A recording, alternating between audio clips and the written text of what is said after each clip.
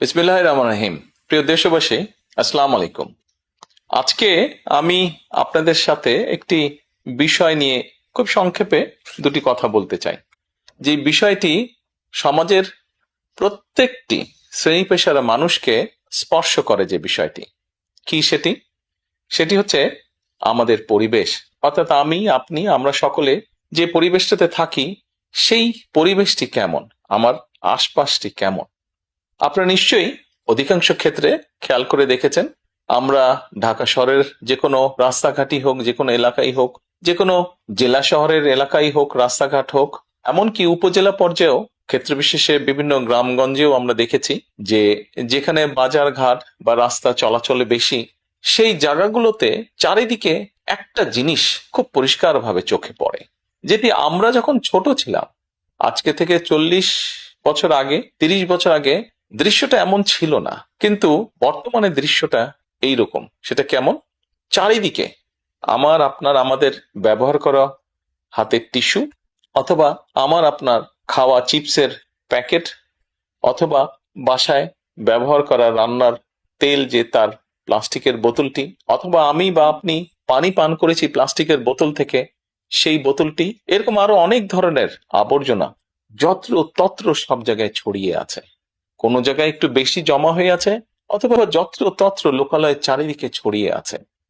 চিন্তা করে দেখুন তো, আপনার ঘরে, যে ঘরটিতে আপনি থাকেন, যে বাসাটিতে আপনি থাকেন, যদি চারিদিকে এমন টিস্যু ছড়িয়ে থাকতো, যদি চারিদিকে এমন আবর্জনা ছড়িয়ে থাকতো, আপনার কাছে কি ভালো লাগতো দেখতে? নিশ্চয়ই না, আমাদের কারো কাছেই ভালো লাগতো না। কবি তো সুন্দরভাবে লিখেছেন, সবুজ শস্য শ্যামলা আমার এই ভুবন। তো আসুন না, আমরা কেন আমাদের পরিবেশটাকে সুন্দর করতে পারবো না? বাংলাদেশের অধিকাংশ মানুষই পায়ে হেঁটে চলে, অথবা রিকশায় যায়, অথবা বাসে চলাচল করে। এই মানুষগুলো যখন রাস্তা পার হয়, বিভিন্ন জায়গায় যখন আবর্জনা জমে থাকে, ময়লা থাকে, এই মানুষগুলোর কিন্তু অনেক কষ্ট হয়, বিভিন্ন জায়গায় অনেক দুর্গন্ধ হয় আবর্জনা জমে থাকে।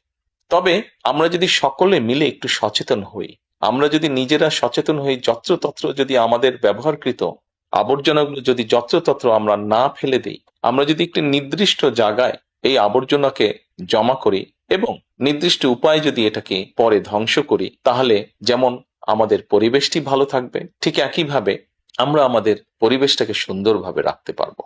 দেখুন, অনেক জায়গায় আমি দেখেছি, গত কয়েক মাসে যখন আমি দেশের বিভিন্ন জায়গায় গিয়েছি, হয়তো কোনো একটি পুকুরের পাশ দিয়ে যাচ্ছি, দেখেছি পুকুরের ভিতরে বিভিন্ন রকম ময়লা স্তূপ হয়ে পড়ে আছে, অথবা পুকুর পাড়ে বিভিন্ন ময়লা স্তূপ হয়ে পড়ে আছে।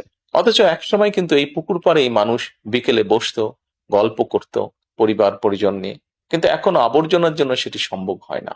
ঢাকা শহরেও বিভিন্ন পার্ক আছে, বিভিন্ন জেলা শহরেও বিভিন্ন পার্ক আছে। আমরা পার্কগুলোতে যাচ্ছি বিকেল বেলায় পরিবার পরিজনকে সাথে নিয়ে, কিন্তু গিয়ে যখন আমরা চিনে বাদাম খাচ্ছি, অথবা চিপস খাচ্ছি, অথবা বাচ্চারা লজেন্স খাচ্ছে, খেয়েই আমরা জিনিসটা সেখানে ফেলে দিচ্ছি। আমরা যখন যাই তখন হয়তো যারা পরিচ্ছন্ন কর্মী তারা হয়তো পরিষ্কার করে রাখছে, কিন্তু আমরা যখন বেরিয়ে আসছি তখন আর সেটি আগের মতন পরিষ্কার থাকছে না।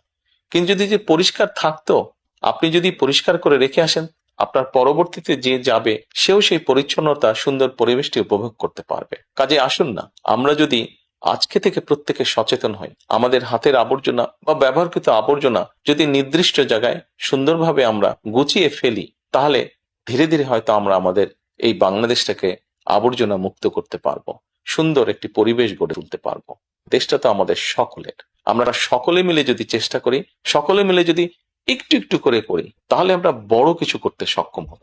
প্রিয় দেশবাসী, আপনাদের কাছে আজকে এই সহযোগিতাটা আমি চাইছি।